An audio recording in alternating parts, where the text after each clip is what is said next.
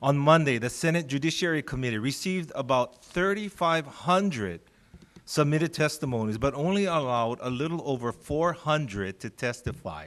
My wife, who submitted a testimony and got a confirmation email, came after work while the hearing was still going on and was told she couldn't testify. They even cut out the testimonies from 2 minutes to 1 minute without letting people know unless they were here at 10 o'clock in the morning. What's the rush?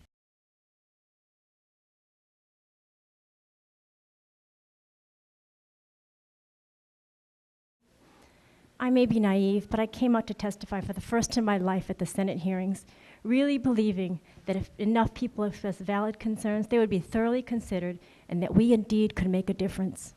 This is what I told my 18-year-old daughter, who, like many of her generation, believe her voice really has no impact in the process. Unfortunately, in this case, she was absolutely right. We could clearly see the vote was decided long before one word was spoken. I realized why I've been frustrated. I thought it was over the issues, but it's really because I don't trust my government.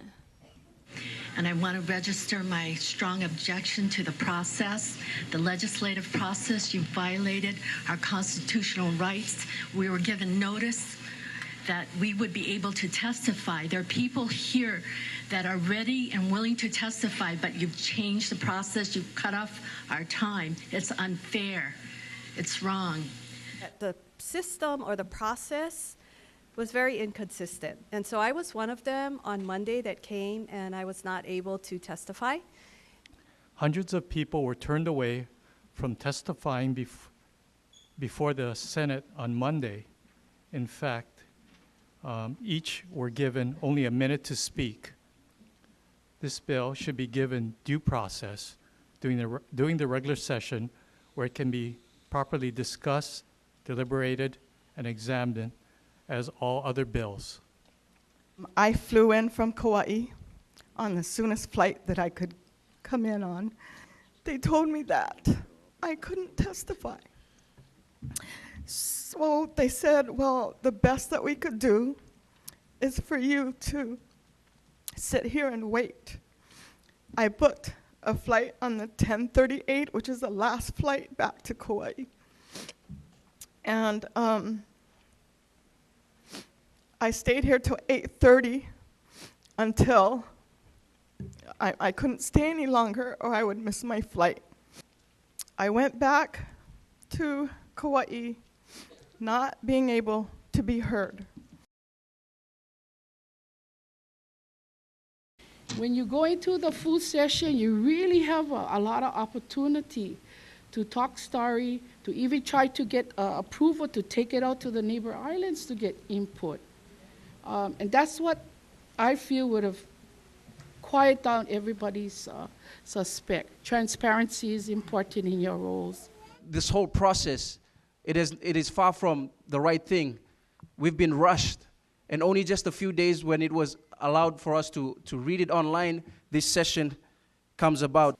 Many would say that we have had months or even years to look at this topic, and that may be the case in a broad sense. But today we are looking at a specific piece of legislation, and we have had only a few days to examine it before the hearings. But don't try to cram an important decision that's intended to change the traditions and cultures and definitions of centuries-old just understanding of marriage in just 5 days. There's absolutely no reason to rush this bill. None. The appropriate research has not been done, and we do not know the far-reaching effects that it will have. The extreme time crunch has left us with a bill that increases the likelihood that individual and religious freedoms will eventually be challenged in courts and in the Hawaii Civil Rights Commission. Why is there a huge rush to pass this bill in a special session and avoid the people? This matter of grave importance should not be decided by a few when it affects such a huge majority. I humbly ask you to please uphold the principles of democracy and the democratic process which are being disregarded in this special session. Let the people decide. For someone of my sexual orientation to be against marriage equality makes it seem like I'm burning the gay flag my community fought for.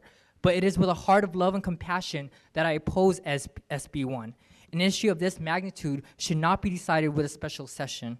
I share this as a means of finally coming out of the closet, not as a gay man, but someone who understands his values. What I mean is, I think you've heard repeatedly how inadequate the time frame has been.